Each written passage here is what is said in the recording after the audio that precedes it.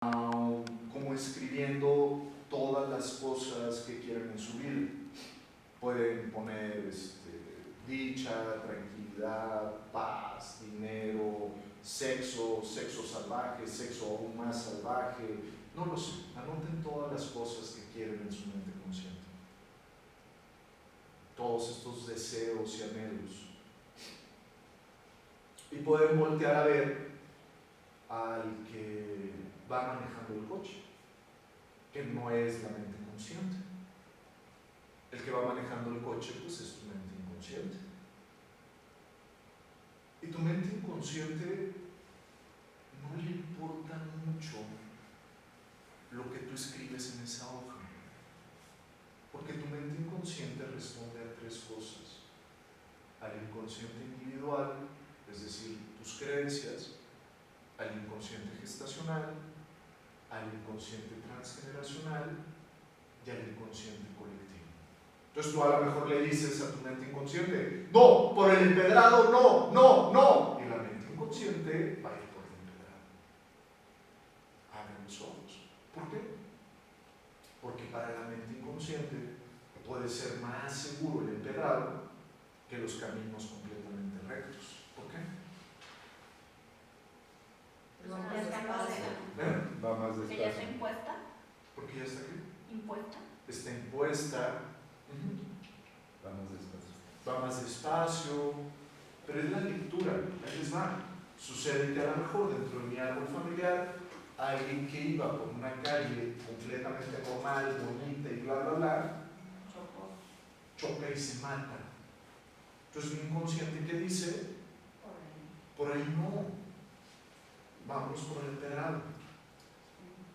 Y ese empedrado se llama a veces: no tengas dinero. No sé si va quedando video. Ejemplo, yo tengo un bisabuelo, creo que mi apellido tendría que ser, ahí les va, soy como inexistente en relación a los apellidos, porque yo soy Díaz Solves. Yo, ahí está mi papá, puede confirmar que soy Díaz. Entonces, Díaz Solves. Y no tendría que ser Díaz Solves, tendría que tener otros apellidos. Hay una historia del bisabuelo. Este bisabuelo, papá de mi abuelo paterno, él se apellidaba Torres, entonces el apellido tendría que ser Torres, no Díaz. ¿Qué es lo que hace este hombre? No sé bien la historia, pero sé que de alguna manera roba la nómina de un pueblo, roba la nómina de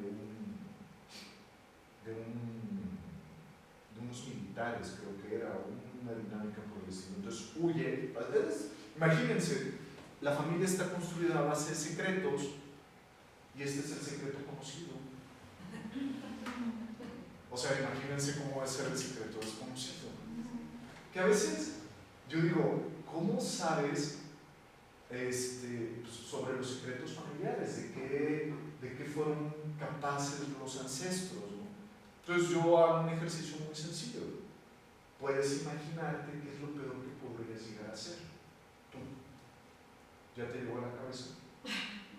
Manténlo ahí. Alguien ya le hizo por ti tu árbol familiar. ¿Sí vamos con esta idea? Y entonces pasa algo curioso. Esto que sucedió dentro de tu árbol familiar no se olvida. Un día una paciente me dice: ¿y por qué yo tengo que pagar lo de los ancestros? ¿Ustedes qué le contestarían? Lo tiene que sanar, ¿no? No lo tienes que pagar. Digo, la comprensión de ella es correcto, es sanar, pero la comprensión de ella es pagar. Le podría cambiar la palabra sanar, y ella a lo mejor la vuelve a utilizar y me dice: ¿por qué tengo que sanar yo lo de los ancestros? Suficiente es con sanar lo mío. Para que no siga más daño. A tus generaciones. ¿Y si es soltera? Y si no quiere hijos. ¿Y si no quiere hijos? A los domingos. Es una manera de evolucionar o de trascender, ¿no? Es una manera de evolucionar, de Porque a lo mejor trascender. para eso vino. Ahí está. Este es un punto importante, y a veces no lo calibramos. Nosotros vinimos a este planeta porque somos el vacío de nuestros padres y el vacío del árbol familiar.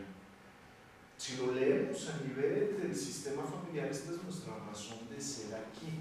Es decir, papá y mamá tenían un proyecto para nosotros, ¿y eso cómo se llama? Proyecto sentido. Y el proyecto sentido es como una bisagra que une ¿qué? Ajá, muy bien.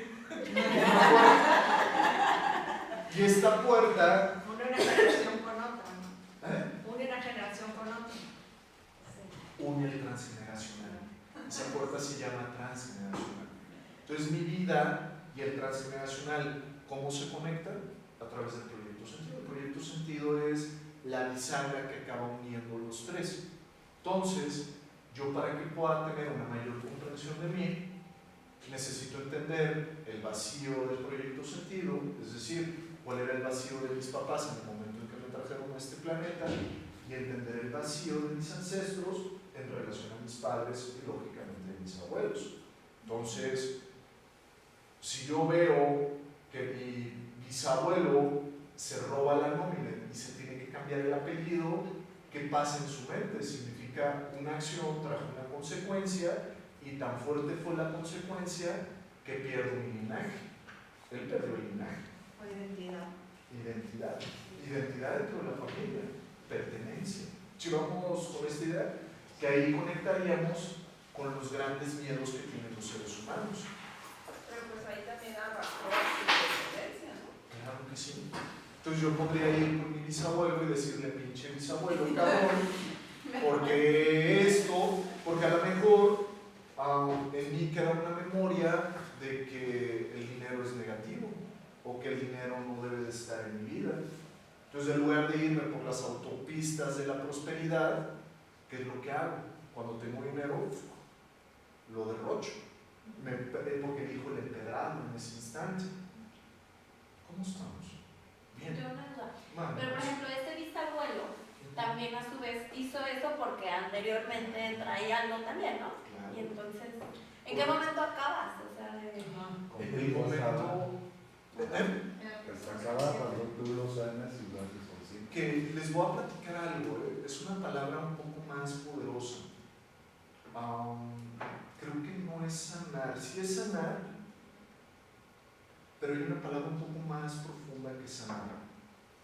Es en el momento en que yo lo reconcilio. ¿No se va a aceptar? Aceptar que me implica al mismo tiempo reconciliar. ¿Ustedes saben alguna historia oscura de su sistema familiar? Si no conocen historias, pone más interesante en las criptas. La cripta es este lugar donde se vive, hay un tema más fuerte instalado de miedo al otro. Entonces, ¿cómo es el miedo al otro? Miedo a que me juzguen, miedo a que me vean.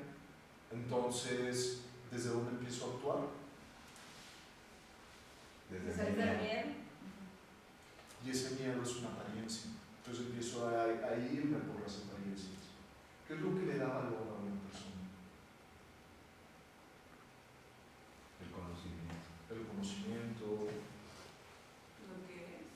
Lo que es. ¿cómo es eso? Pues acción en ser, o sea, simplemente cómo es una persona de la verdad. Ajá, ¿cómo? Su integridad.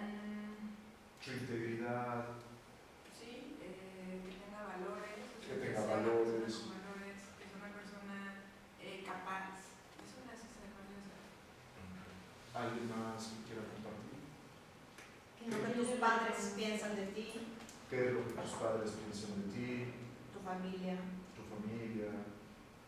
Es el valor que te das tú mismo. ¿Cómo? Así de decir. Pues, no sé, yo soy importante, yo puedo, yo tengo todo para salir adelante.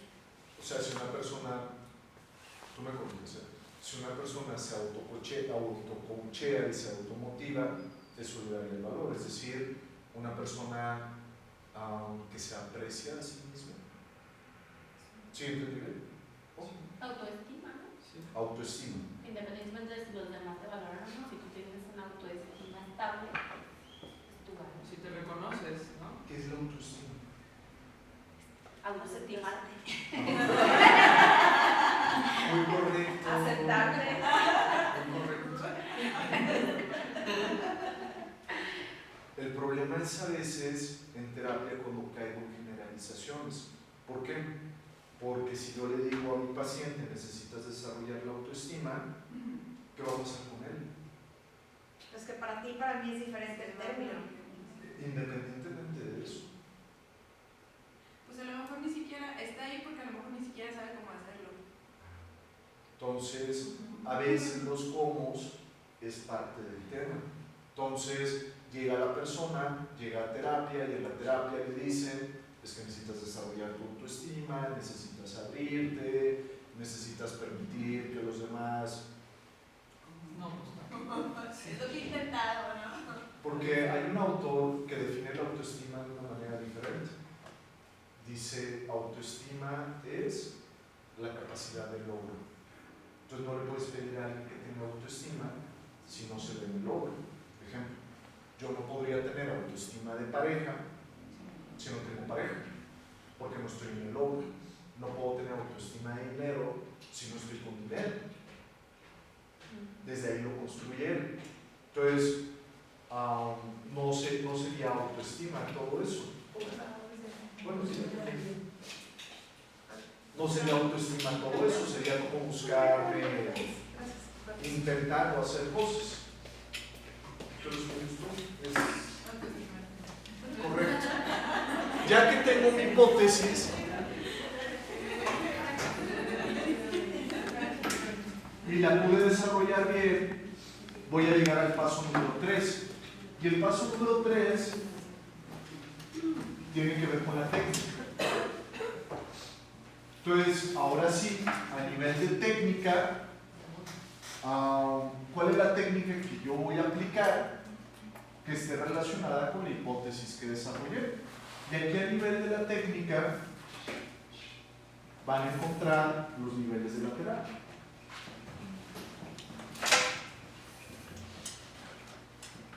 Desde donde nosotros lo entendemos.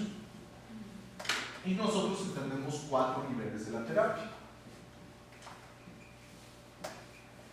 que no los vamos a ver hoy, pero es bueno saber que existen.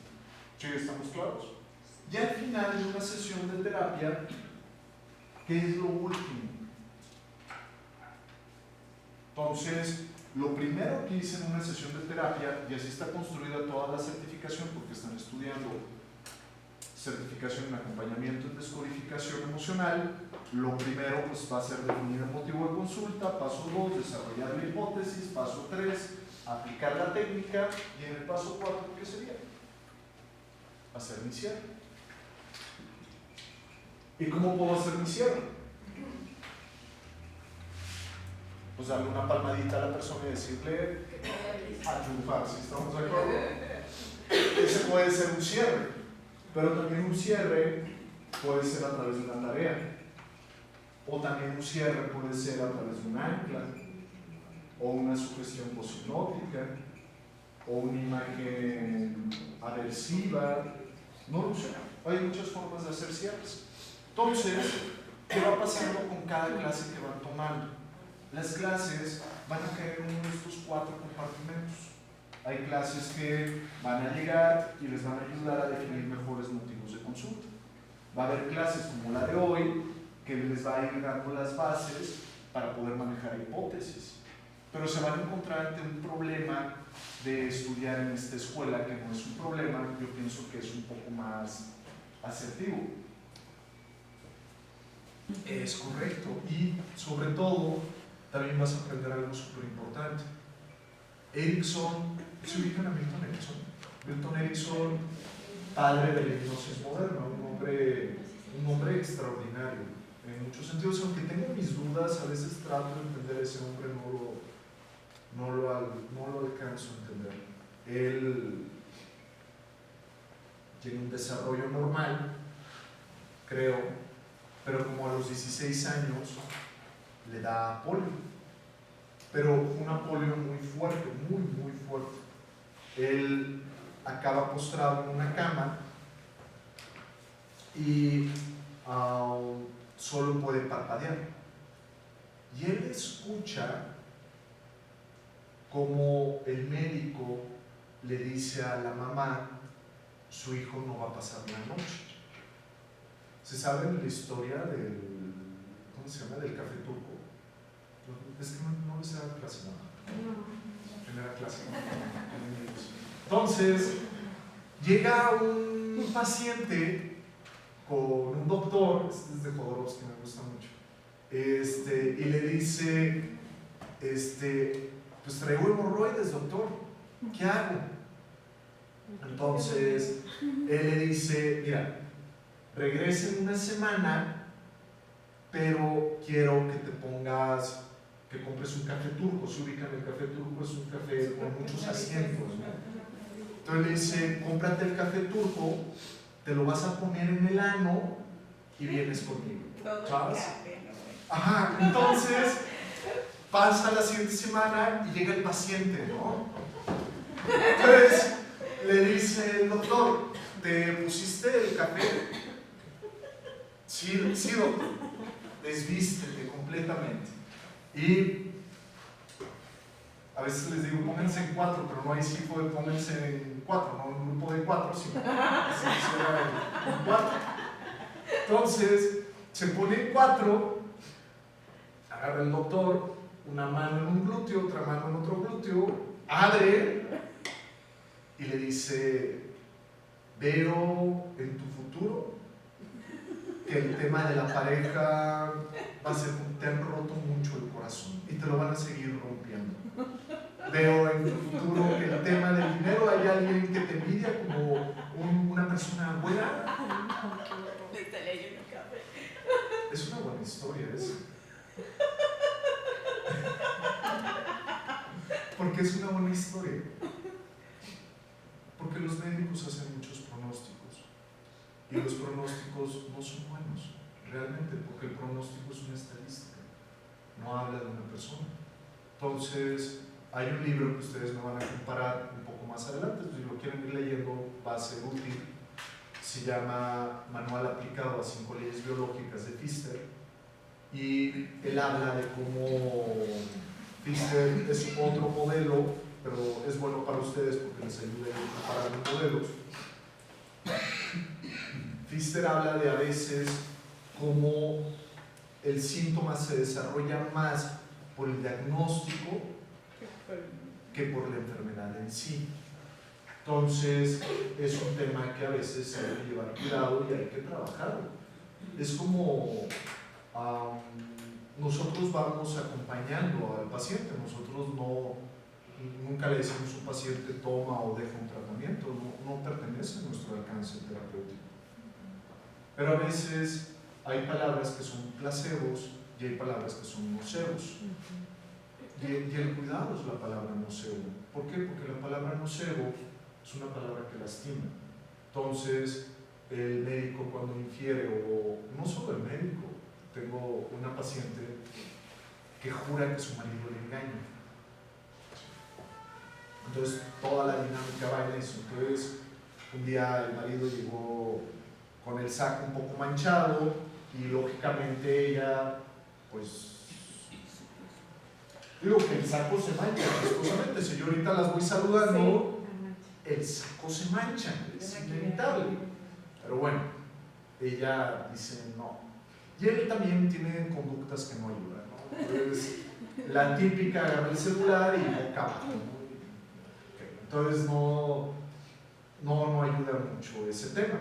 Y entonces va con la de los cuarzos, que está muy bien. Hay personas que usan los cuarzos de manera profesional, pero se fue con alguien de los cuarzos que ¿qué creen que le dijo? Y es buena, ¿no? Y de ojo azul. Y entonces digo, ching, ahora yo como compito con la de los cuarzos, ¿no? O sea, ¿cómo modifico ese chip? Entonces, Lo que vamos a ver hoy tiene que ver con el tema de las hipótesis, que tiene que ver con el tema de la psicosomática. Entonces, ¿qué es lo que pasa desde donde construye la información CELAM en su rollo de biodescodificación? Yo supongo, alguna vez se lo dije y pues me lo confirmó porque me daba mucho el cuadro. Hay un cuate que se llama Nacio. Nacio es un psicoanalista, escribió un libro que se me hace muy sencillo para entender psicoanálisis, que se llama El placer de leer a Freud. Así se llama, es un librito de 70 páginas, muy cortito, lo escribió Nacio. Entonces Nacio, cuando escribe el libro, define, en base a la manera de pensar de Freud y todo este rollo, pues que finalmente es la forma de pensar de Freud, que nosotros tenemos una mente inconsciente y tenemos una mente consciente. ¿Ya vieron el sabio inconsciente ustedes? ¿Le vieron el video del sabio inconsciente? Hay en YouTube un video que es de este Punset y se llama El sabio inconsciente. Si tienen chance de revisarlo, dura como media hora, 40 minutos. Ahí salen todas las ideas de John Bark. John Bark escribió un libro que se llama Sin darte cuenta. Es un libro interesante, porque es como ya entender el inconsciente desde otra perspectiva. Entonces, Nacio, cuando define el inconsciente y el consciente, todavía las tengo aquí, ¿verdad? No las he perdido, no las dejé en el empedrado. Ahí va. Define el inconsciente y el consciente y dice que el inconsciente es como una olla express que constantemente está rebotando a través de un mecanismo de defensa que se llama la represión, todos los contenidos del inconsciente. Entonces, la visión que tienen del inconsciente, ¿cómo es? Pues como un lugar donde están todos los pecados de la humanidad, ¿no? Entonces, aquí comerte un pastel es completo, estaría en el inconsciente. Sexo con 7 está en el inconsciente. Matar a tu mamá, cosa que sería benéfico a nivel terapéutico, por lo menos a nivel de la imaginación. Matar a tu mamá, todo eso está en el inconsciente, pero va rebotando, es decir, la represión impide que eso suceda, que eso se dé. Y entonces Nacio dice que de pronto sale un pequeño porcentaje de esta información. Pongan ustedes que sale el 10%. De toda esta olla de grillos que está ahí, alcanza a salir el 10%. De este 10% pasa por otra capa. Psicoanálisis le llaman super yo. Si ustedes quisieran como un concepto más sencillo del super yo, como para no meterse en esas cosas, la moral, entendida como moral aprendida, retiene acá, y entonces al final en el consciente sale el 2%, el 3% de todo este desmadre que estaba acá. Y entonces Celan toma esta idea, y ¿qué es lo que dice? En el consciente, al final, ¿qué es lo que sale? El síntoma. ¿Qué pasa con todos estos asesinos seriales? O sea, ¿lo tienen mucho más consciente que en el inconsciente o no está tan reprimido? Es que el ir y asesinar a alguien, probablemente ese es mi síntoma. Y lo que está en el inconsciente es que mamá me quitó una paleta. ¿Por qué? Porque estoy tratando de asesinar una figura, o sea, algo me está haciendo una figura, pero pues no entiendo qué es. O a veces estoy tratando de asesinarme a mí mismo. ¿Por qué estaría tratando de asesinarme a mí mismo? Porque estoy muy enojado con mamá. Y como estoy muy enojado con mamá, ¿saben lo que es un doble vínculo? Sí. No. No, les voy a explicar qué es un doble vínculo, porque es un tema importante. Mucho de la terapia está construida en base a dobles vínculos. El doble vínculo típico por excelencia es la mamá con la chancla y te dice, si te vas, te va a doler más. Es un doble vínculo, ¿por qué? Si te quedas te duele, si te vas te duele. Es correcto, te pusieron en una situación, perder. Y es padrísimo ese tipo de situaciones, perder. Estamos plagados en nuestra mente de ese tipo de cosas. Muchos de nuestros sistemas de creencias son así, en donde, si me voy, me van a surtir con más ganas, y si me quedo me surten, pero a lo mejor no, o a lo mejor todavía mi mamá me dice, no, te voy a pegar por cobarde, ahora te pego más, ¿no? Entonces el niño se queda como con esta dinámica. Y todos estos dobles vínculos, todos estos mensajes, están en el inconsciente. Esto que explicas es como lo alcanzabas a relacionar con la película del Guasón, toda la inconsciente que hay, todo lo que se deja ver la película en su historia, pues lo que trae. Él de alguna manera saca esa ira, pero es una ira que sale en un síntoma, sale, se me hace muy bonito una parte porque llega con la terapeuta, seguramente cognitivo-conductual, y le dice, ¿cómo han estado tus pensamientos esta semana? ¿Has tenido pensamientos distorsionados, pensamientos negativos? Y él se voltea y dice, mi mente son pensamientos negativos, mi mente son pensamientos distorsionados, no hay otra cosa que no sea así. Eso habla pues de toda la dinámica que él vivía y que al final se expresa desde un síntoma. No significa que una persona vencer la represión al 100 desde lo que se entendería como psicología, quitar la represión sería volverme psicótico. Por ahí va más como la dinámica. ¿Cómo van hasta acá? ¿Bien? Para efectos muy prácticos y concretos con ustedes. Entonces, Celan dice que lo que al final sale es un síntoma. ¿Y el síntoma cómo se puede expresar? Se puede expresar a través de un síntoma físico. ¿Qué más? Algo psicológico, algo funcional y algo conductual. Es decir, o si quieren hasta psiquiátrico.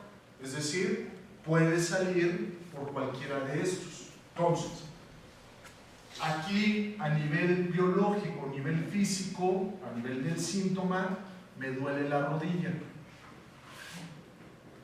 Entonces, desde el enfoque de él, este dolor de la rodilla es el síntoma que sale a nivel consciente. ¿Sí les va quedando esta idea? Es como la primera imagen que tienen, si se dan cuenta, hay un código como uno de estos códigos QR que les llaman. Es decir, el código QR es lo que está expresando la persona o el síntoma. Uno puede ser la rodilla, otro puede ser aquí a nivel psicológico o a nivel conductual, mal de amores. O depresión o ansiedad. Entonces, nosotros ¿cómo lo interpretaríamos todo esto? Esto lo interpretaríamos como el efecto. No sé si va quedando la idea, son efectos. Entonces, regularmente las personas cuando llegan con su motivo de consulta, llegan con el efecto. Y tú como acompañante en descodificación, ¿cuál sería como tu tema?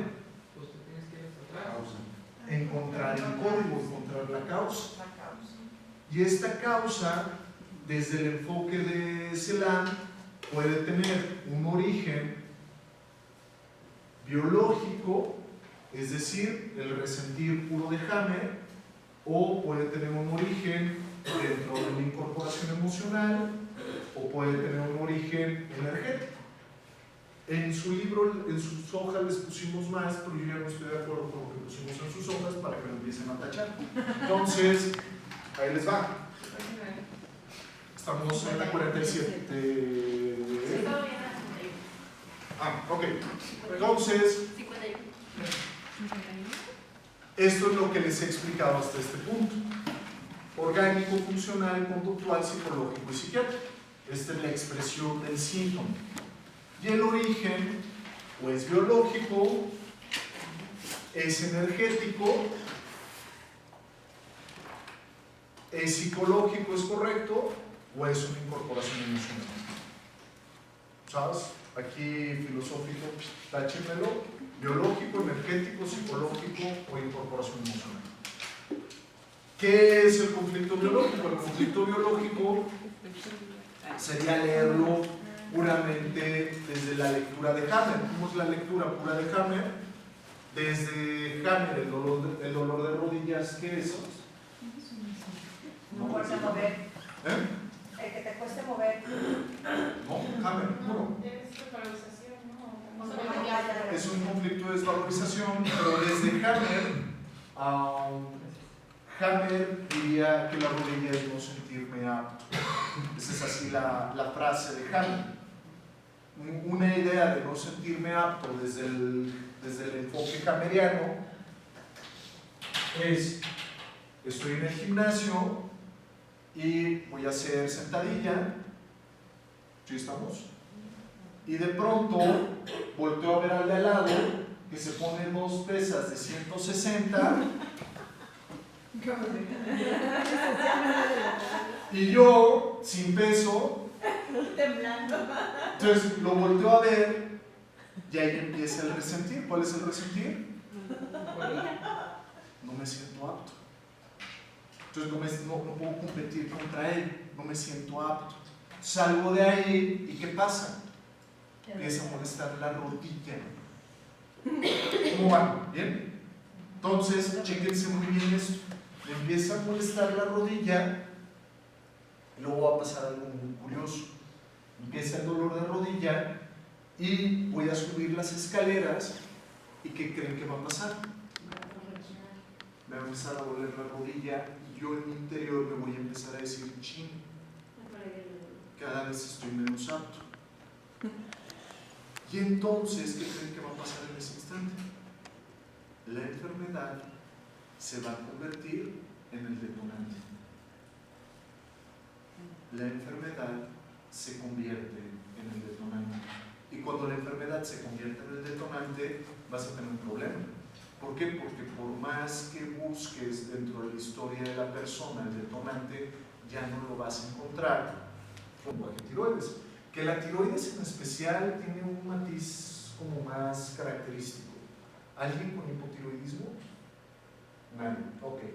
El hipotiroidismo regularmente tiene que ver con una persona que no alcanzó a llegar a una etapa de su vida. Es decir, una etapa que construía en su mente no la alcanzó. Que esto lo hicieron a través de un estudio. Agarraron renacuajos, tienen a los renacuajos en el agua y los renacuajos se convierten en ranas. ¿Todos hasta aquí? Es algo que sucede. Entonces, revisan la solución donde están los renacuajos y descubren qué es lo que hace que un renacuajo se convierta en rana. ¿Y qué creen que es? Hormona tiroidea. Entonces ponen un supresor de hormona tiroidea y el renacuajo, en lugar de convertirse en rana, se hace un renacuajo más bueno.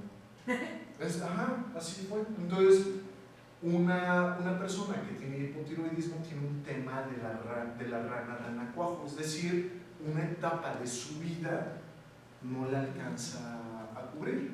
Un caso, por ejemplo, que yo recuerdo, llega una chica conmigo, está a punto de casarse. A punto de casarse. Tienen la fecha y todo lo que. Llega el marido y le dice: pues no, marido, la pareja. Su prometido. Ajá, le he prometido. Y le dice: oye, amor, yo sé que ya tenemos la fecha y todo esto, ¿cómo ves si me meto al doctorado? Digo, se aplazaría unos 3 años, bla, bla, bla, etcétera, etcétera, etcétera. ¿Qué hace la chava? Ese es un doble vínculo. ¿Por qué es un doble vínculo? Pues porque si decide que se casan, a lo mejor a él le va a privar, ¿no? Y alguna vez le va a reclamar. Y si decide que no, pues de todos modos, quién sabe si se va a tomar. Está metida en un doble vínculo, es decir, se le dice, no, cabrón, ya quedamos, a mí me cumples, sí, en ese instante lo va a perder a él de alguna forma. Pero si decide que él estudie el doctorado, lo va a perder. Entonces su biología en ese instante dice, no puedo llegar a la etapa del matrimonio, hipotiroidismo. Y se expresa a nivel orgánico. Pero el origen es este resentir biológico.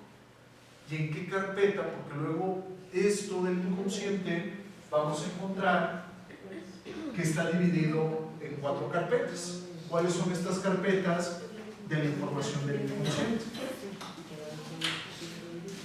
Una carpeta. Una pregunta, ¿ella estaba destinada a tener hipotiroidismo? Porque si Ya fuera sabía cual que- fuera Su su decisión.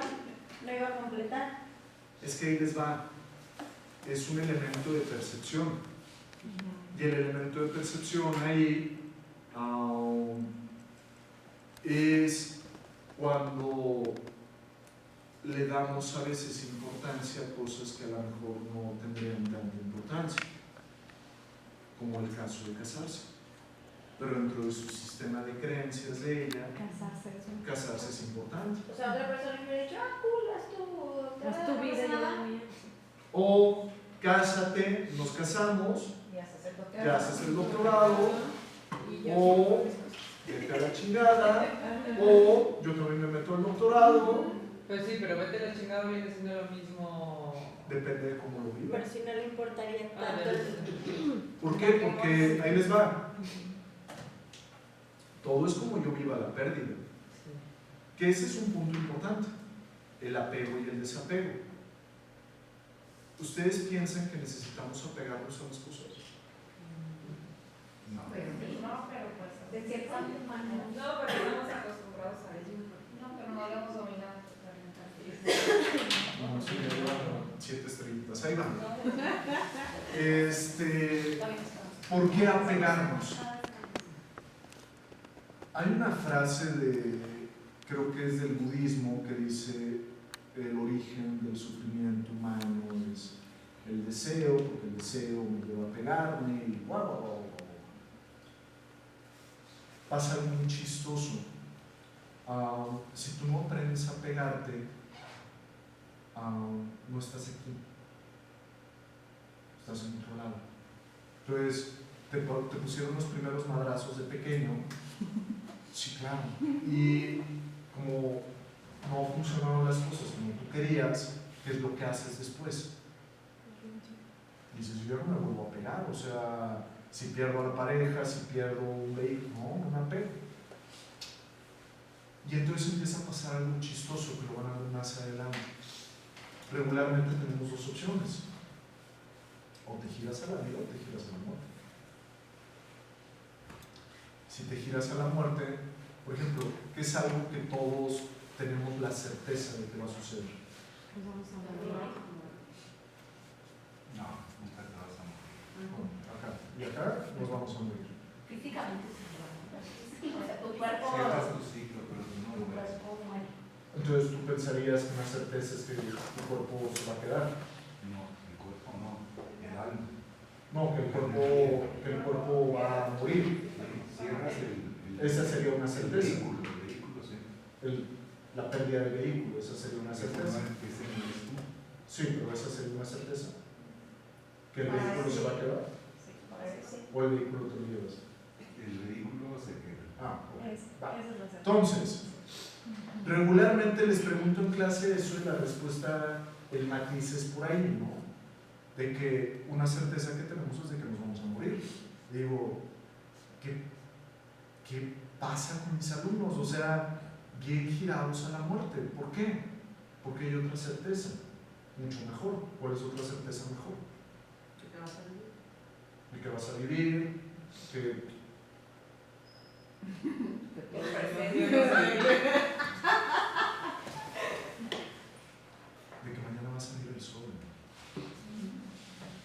es la certeza básica del ser humano. Saber que mañana va a salir el sol. Todos los días son así. Todos los días sale el sol. Es una certeza. O sea, es una certeza verdadera que mañana va a salir el sol. Pero regularmente, como estamos girados a la muerte, decimos una de nuestras certezas es que nos vamos a morir. Pero el problema es el siguiente: si tú quieres tener un buen proyecto, si tú quieres tener una buena relación de pareja, si tú quieres, ¿qué necesitas? Apegarte. Apego. Necesitas deseo. Es que yo creo que hay cosas a las que te debes de apegar y hay cosas a las que no. No puedes ser tan extremista. Modular tus apegos. David, de hecho, no también en el Zen, sino Jesús el Cristo habla en forma reiterada de que des todo lo que tienes para alcanzar el reino de los cielos. ¿Cuál es el reino de los cielos? La conciencia. O sea, quieres alcanzar el propósito de tu vida, lo más profundo, desapégate. Da todo. A los pobres, da tu dinero a los pobres. Y logras encontrar el reino de los cielos, que es la conciencia, que es finalmente lo que somos. Que eso también sería otro apego. Es más, para mí no es un apego, es una liberación, porque formas parte de todo. Claro. Y cuando busco el todo, Es todo. Ya no hay apego, es todo. porque finalmente toda idea, para que yo la mantenga en mí, me apego a la idea. Así es. También Desde es una donde lo necesidad, construya. es verdad, ¿no? Es como la idea de esa necesidad de dar. Si yo pienso en términos de la conciencia, y si yo busco la conciencia, me apego a la conciencia. Entonces la idea es que desarrolle mi apego hacia la conciencia. Ahora, si yo no me vinculo apegado, cada quien va a construir como quiera. Pero si yo no me vinculo apegado, ¿cómo me voy a vincular? No, estoy hablando de cosas materiales, cosas, o sea, Si yo no me apego a mi botella de agua, no pasa nada. Se queda sin agua. O es que voy a decidir comprar un termo, o sea. por ahí hay un chisme que dice, y creo que es algo importante, de aprender a hablarle a las cosas.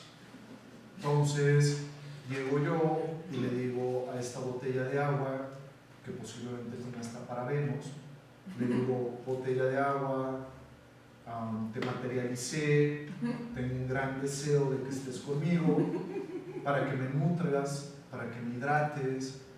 Y entonces tenemos un vínculo afectivo en ese instante, la botella de agua y yo. Y me vinculo a ella en ese instante, porque si no, me relacionaría con ella como con cierta frialdad. Y la botella de agua se sentiría como, pues me van a desechar en cualquier momento. Entonces, ¿para qué hidrato a este cabrón si de todas maneras no me quiere? Son formas de comprender y de relacionarnos.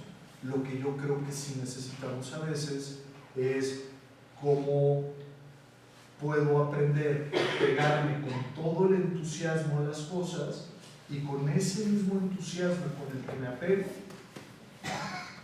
desapegarme. Exactamente. Entonces, me apego con muchísimo entusiasmo, y ese mismo entusiasmo me lleva a desapegarme. Y eso sería hermoso si así fueran nuestras relaciones de pareja. Si con todo este mariposeo con el cual armé la relación de pareja, la desarmo. Si un hijo deja de estar conmigo, la manera en la que me vinculé con este hijo, con este gran apego, me vinculo con este desapego. Entonces, es muy bonito esto, pero requiere como percepciones diferentes. Entonces, ahí les va. ¿Y cómo hacer esto, por ejemplo, en los niños, que son pues muy apegados incluso a las cosas? Se les pierde un juguete y eso es un drama, ¿no? Entonces, ¿eso se enseña o lo aprendes, o es ya percepción de cada quien lo va a tener, o ya cada quien está listo? Yo ahí sí tengo una idea. Por ejemplo, si llega una persona egoísta, ¿qué es lo primero que... Por ejemplo, es egoísta. Una persona egoísta es: Piensa en sí mismo. yo no te comparto nada, ¿no? Yo cuando he tomado muchos cursos, todo es así, ¿no? No, esto no lo van a ver. qué chingón soy yo, no, entonces no, esto no, eso se llama egoísmo. Entonces, si hay una persona egoísta, por dar una cualidad, si hay una persona egoísta, esta persona egoísta, ¿qué es lo primero que necesita hacer? ¿Dar? Nada. No sabe cómo. Reconocer que Ya, se pero puede. Después sí. Exactamente, eso es el enfoque humano, es saber que no sabe cómo el otro. Aprender. Pero ahí les va, antes de aprender, la persona lo que va a necesitar es decirse a sí mismo que se acepta y se respeta en Cristo. Pero a veces es muy difícil verlo tú mismo, por eso es tan padre que alguien te espejee o que es, Claro. por ejemplo, el niño, ¿no? El niño, yo creo que todos estamos aquí porque queremos aprender y alguien nos está enseñando cosas nuevas. Entonces yo creo que siempre un chiquito puede estar todos los días enseñándole cosas nuevas y poco a poco enseñarle a pegarse y a desapegarse. ¿Cuál sería la mejor manera de enseñarle? Pues puede haber mucho por no sé. Con el ejemplo, ¿no? Con el modelo, claro. Entonces, Tirándole el muñeco. ahí va, es que ahí va, hijo, Quemándose un necesitas aprender a desapegarte. Ajá. Y llega un tóxico que ya sabes que no funciona la relación y que llevan 7 años pegados y pues ahí anda, ¿no? Y tú con el hijo, si se pierde el peluche no pasa nada, ¿no? Y llega un tóxico, me pasa. Entonces a veces el ejemplo es tema. ¿Por qué? Yo no sé si lo que les voy a decir es una locura. Pero si hubiera, miren, creo que no se pelea con ninguna religión lo que les voy a decir. Si el alma elige venir aquí, podría elegir el tiempo. O el tiempo ya pasó. El tiempo lo obtiene a través del cuerpo. No. Tiempo me refiero El tiempo en el al momento al que llega, histórico. La época. Que él eligió venir. La época. La época en la que elige venir. Entonces, supongamos esto. Esta alma Pegado, necesitado. con culpa. Entonces va a estar whatsappeando con culpa. Va a estar en Facebook con culpa. Porque tiene la voz de mamá que le dice todo el tiempo, ya deja ese celular. Entonces, en lugar de experimentarlo desde la dicha y el bienestar, lo va a estar sintiendo con muchísima culpa. Si mamá le deja tener el teléfono, le deja tener la tablet, pero mamá se vuelve un ejemplo,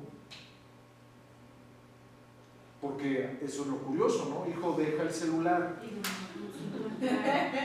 con el dedo facebookero, ¿no? Así de... Entonces, no hay como... Coherencia.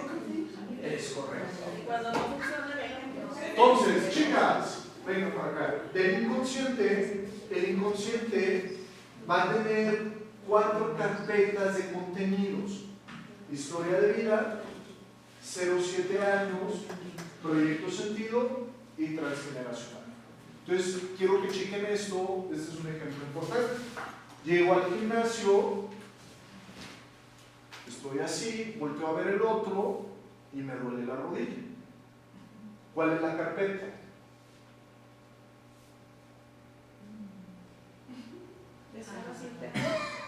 No, historia de vida. Sí. ¿Por qué? Porque eso en el momento, yo llegué al gimnasio, volteo a ver al otro, no me siento apto, empieza el dolor de rodilla, el detonante, lo voy a encontrar en la historia de vida.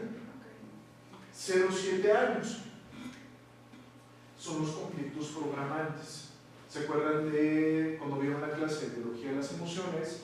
Les hablaban de resentires primarios, secundarios, resentires que van el conflicto estructurante y el conflicto programante.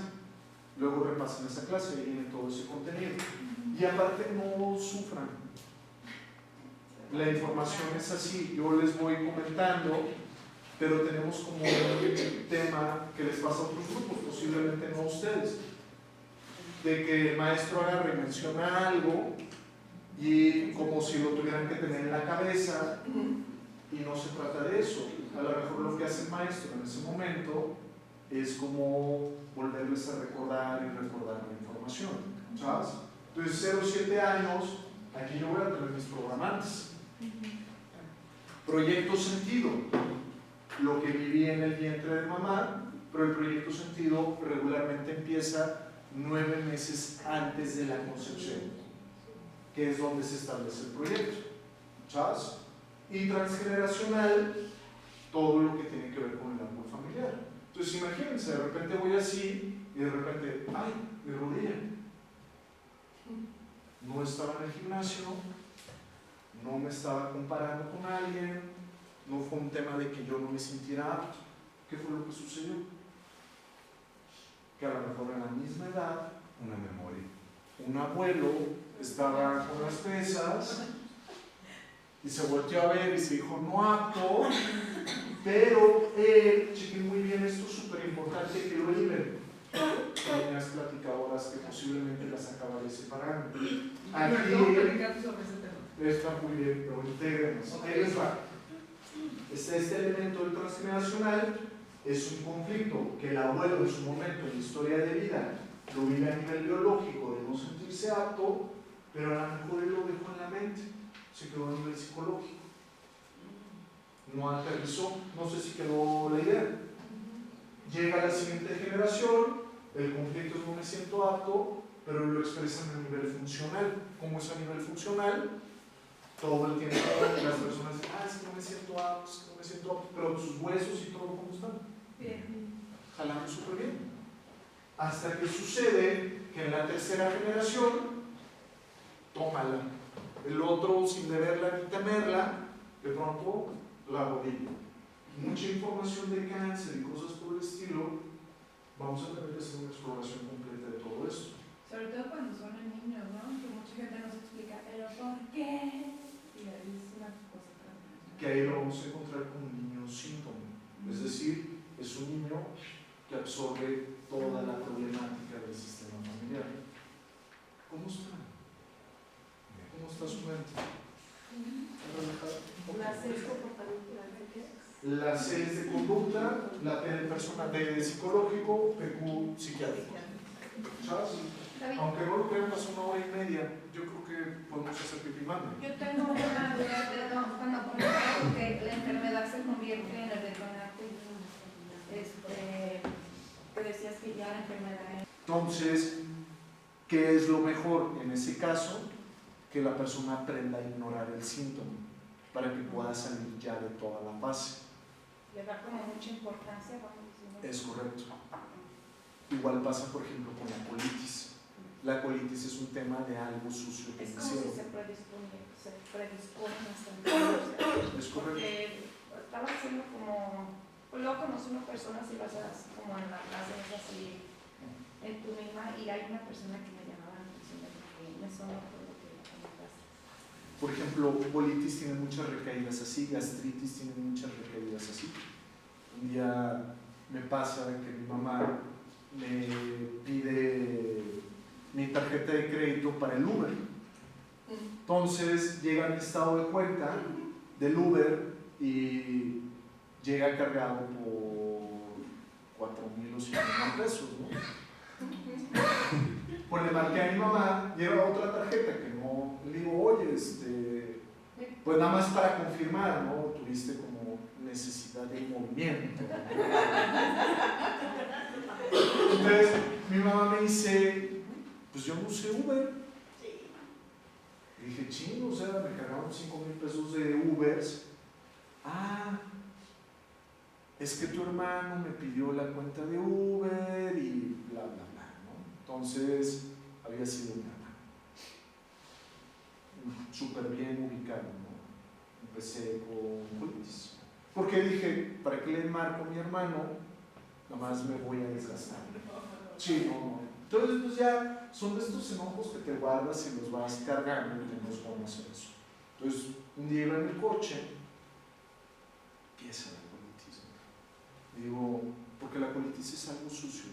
Pero ahí va, es lo que hace rato ustedes me decían, es la percepción de la vida. Es desde mi creencia que es algo sucio.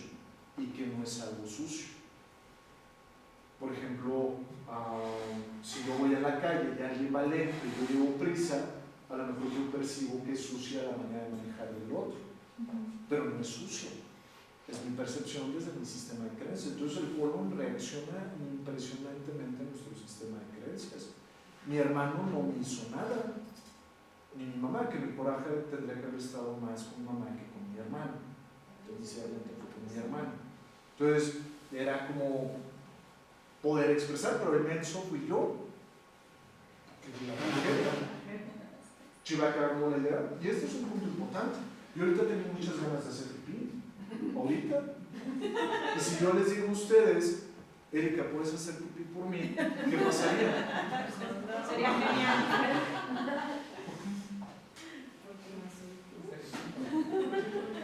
Y este es un tema. Porque la necesidad de quién es. La necesidad es mía, no es de Erika. ¿Sí vamos con esta idea? Pero ese es un grave problema.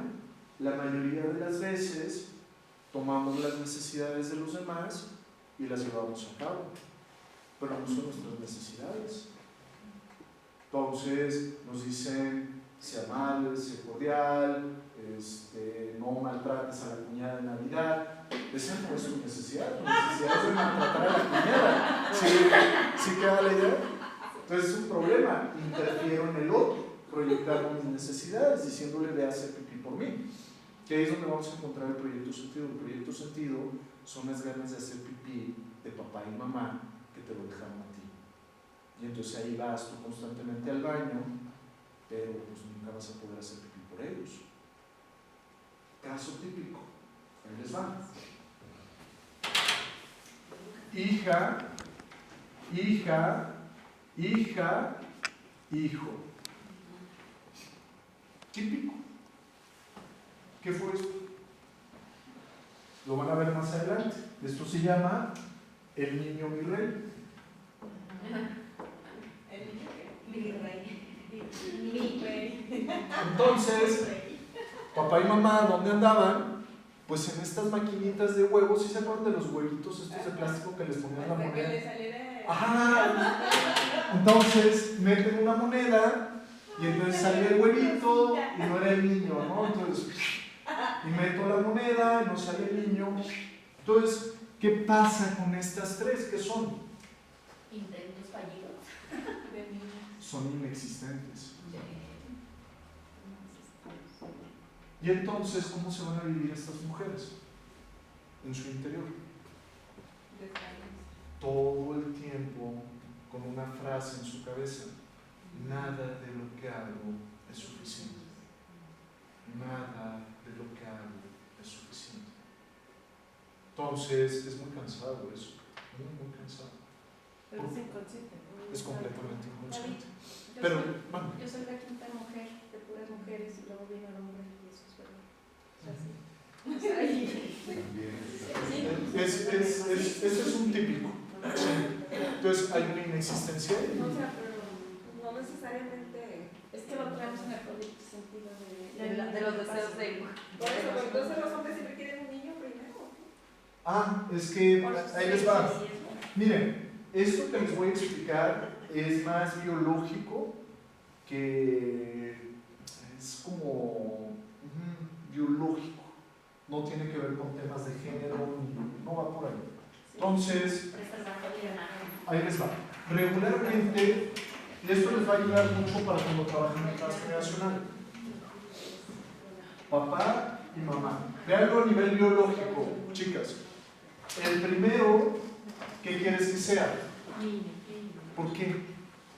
Para preservar el linaje, el apellido. ¿No? Por si muere papá, que tengan el sustituto. Es decir, lo primero que necesitamos es el que puede ir a cazar, el que puede ir a conseguir el alimento. Y el segundo, ¿a quién va a sustituir? A la mamá. A la mamá. Entonces, regularmente el segundo, por si hace falta la mamá, pues alguien que pueda nutrir la casa, pueda preparar los alimentos, etc. Regularmente así es, arquetípicamente. Pero también entran los sistemas de creencias. Entonces, la necesidad de los papás de acá es de que ella no exista, que sea inexistente. Son las ganas de hacer pipí de mamá y de papá, pero no son las mías. Pero cada vez que yo siento que no es suficiente lo que estoy haciendo, no soy yo, es la inexistencia que me dejó mamá y papá. Y yo no voy a poder hacer pipí nunca por ellos. Entonces, ¿qué me tendría que decir Erika en este momento? De ellas. Entonces me va a decir, como ahorita digo, al darles clase se establece un vínculo así. Por eso de repente le digo a Cassandra, sepárense. Pero no es, salgo de aquí, ya no tengo el vínculo aquí. Es un momento, es un contexto nada más. Entonces, como tengo ahorita la postura aquí, Erika lo único que me tendría que decir es, David, te fallé. ¿Sí estamos de acuerdo? Yo no puedo hacer pipí por ti. ¿Sí vamos con esta idea? Entonces, si lo entienden así y lo van experimentando, chequen lo siguiente. Cierren sus ojos un segundo. Vean a papá y a mamá. Y imagínense su proyecto sentido que todavía no lo saben, o a lo mejor sí lo saben. Vean esta necesidad de papá y mamá impuesta en ustedes y díganle a papá y a mamá, papá, mamá, te fallé. Yo no puedo hacer esto que tú me estás pidiendo que haga. Lo intenté, pero no es mi necesidad, es tu necesidad.